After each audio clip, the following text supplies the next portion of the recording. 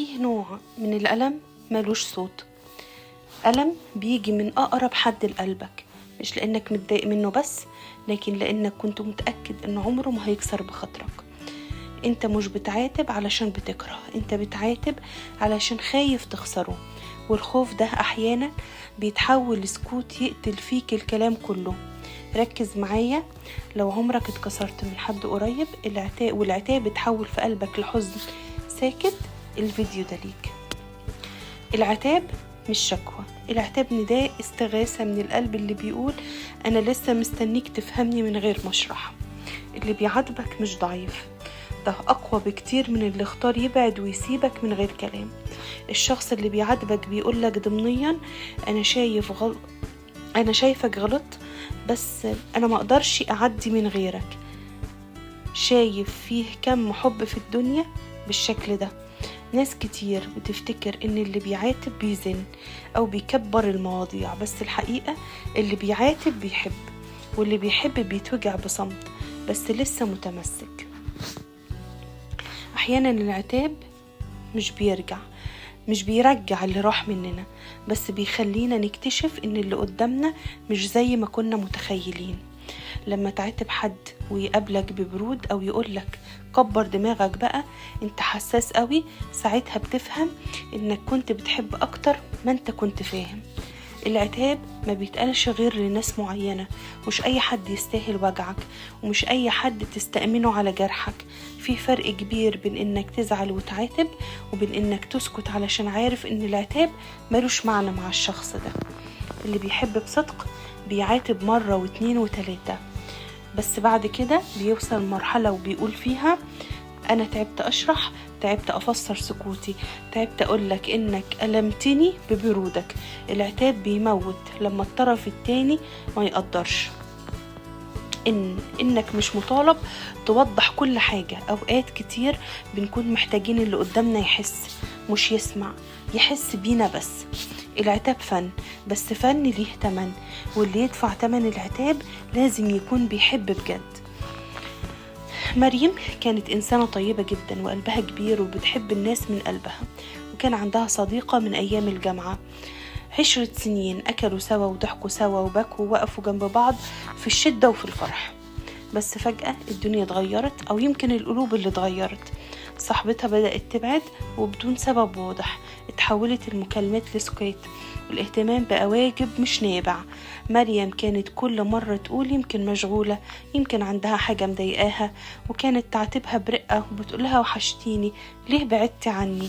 ولكن الرد كان دايما بارد، مشغولة، كبرت المواضيع ليه؟ والمشكلة ان مريم كانت بتعاتب علشان بتحب بجد، كانت عايزة بس تحس ان العشرة مهنتش على صاحبتها، وان السنين اللي راحت لسه ليها قيمة، لحد ما قررت تسكت، مش لانها بطلت تحبها، بس لانها فهمت ان العتاب مش بيوصل غير لما القلب التاني بيكون عايز يسمع عتابك. هي دي اللحظة اللي العتاب بيتحول فيها من كلام لدموع. أصعب لحظة مش لما تزعل من حد، لكن لما تحس إنك مش قادر حتى تزعل، وإنك لو قلت له إنك ألمتني أو وجعتني هيقولك إنك بتبالغ. فيه ناس بنعاتبهم مرة واتنين وعشرة، بس لما نوصل لمرحلة السكون اعرف إن الوجع وصل للنقطة اللي مفيش بعدها حكي. فيه نوع من العتاب اسمه الغياب، انك تفضل موجود في حياة حد بس تبطل تحاول تشرح له انك موجوع او بتتألم، وساعتها السكوت ما بيبقاش راحة، السكوت بيبقى اخر صرخة حب.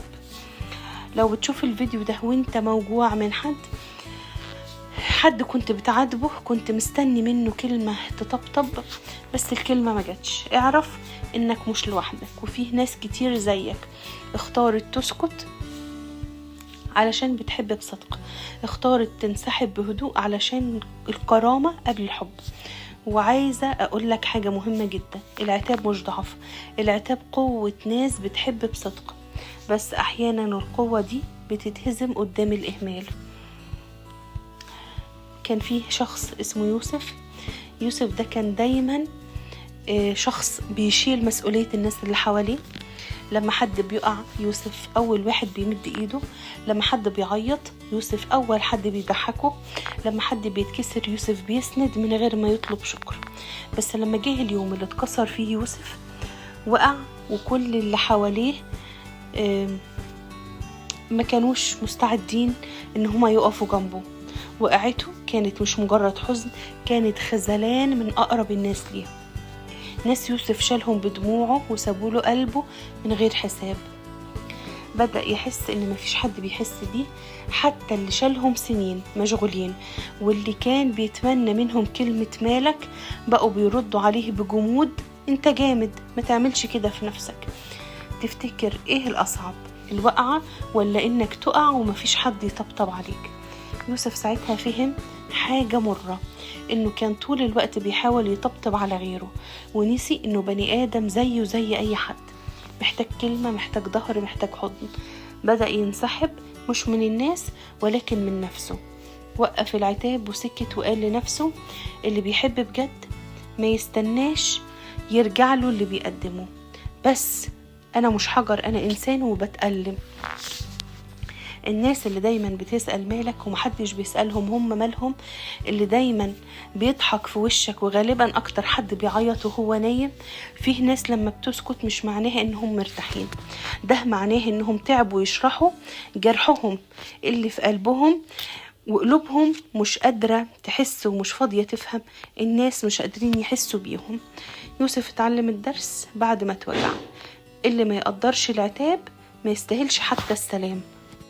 بعد فترة طويلة من الصمت يوسف صحي في يوم وبص لنفسه في المراية وشاف ملامحه مشوشة، مش من التعب لأ، ولكن من كتر الأسئلة اللي جواه. ليه دايما أنا؟ ليه مفيش حد بيحس بيا؟ ليه كنت دايما بحاول أسعد الكل ولما احتجت ما لقيتش حد؟ فجأة جملة صغيرة عدت في قلبه كده من غير استئذان، ولكن كانت كفيلة تغير كل حاجة. يمكن أنا كنت بدي كتير بس للناس الغلط. بدأ يفكر: هل العتاب اللي كان بيقوله طول الوقت كان بيوصل ولا كان بيكسر فيه حاجة أكتر؟ هل الناس اللي ما قدرتش، اللي ما قدرتش واستهلت وجوده في حياتهم، ولا هو اللي علق قلبه في قلوب فاضية؟ من اللحظة دي يوسف ما تغيرش فجأة، ولكنه بدأ رحلة رجوع لنفسه. بدأ يكتب كل اللي هو بيحس بيه، مش علشان يبعت الكلام ده لحد، ولكن علشان يسمع قلبه هو اللي وجعه. بدأ يكلم ربنا بصوت عالي أحيانا وسكات أوقات تانية، بس كل مرة كان بيحس إن في حاجة بتتخلق جواه من جديد، قوة هادية وبتقوله: أنا سمعتك من أول دمعة بس كنت مستنيك تسمعني.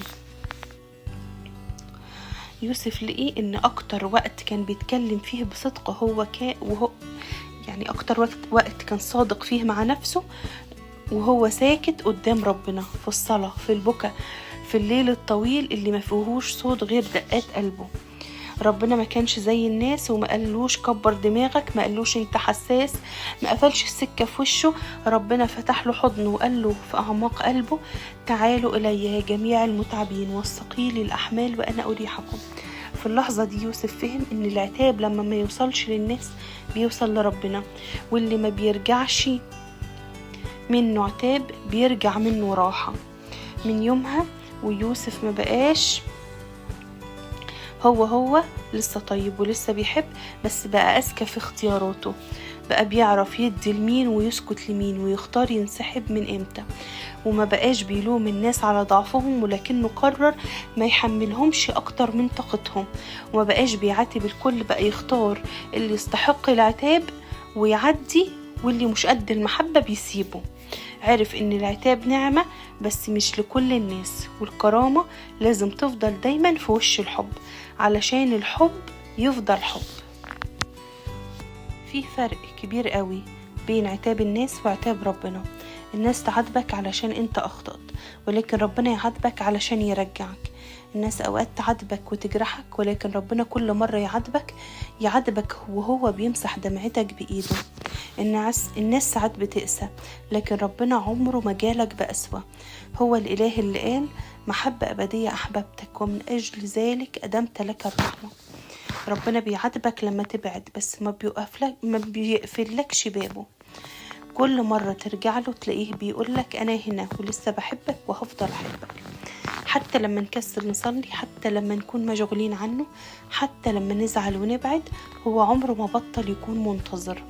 ولما نعاتب الناس ومحدش يسمع، ربنا هو الوحيد اللي سامع حتى اللي لسه ما تقلش. صلي له وقول له يا رب احنا جينا قدامك بكل الزعل اللي جوانا، بكل العتاب اللي ما تقلش، بكل المرات اللي وجعنا فيها ناس وسكتنا علشان نحافظ على اللي بيكسرنا. جينا نقولك خد من قلبنا التعب، وخد من أرواحنا الثقل، وخد من دموعنا الليلة دي شهادة إنك أنت الوحيد اللي نقدر نحكيله وما نتوجعش. يا رب خلينا نحب زيك ونعاتب بمحبة مش بوجع، ونعرف نسامح من غير ما نخسر نفسنا. يا رب لو العتاب ما جابش نتيجة علمنا نسكت بإكرام، ونبعد بسلام، ونسيب الأمر بين إيديك.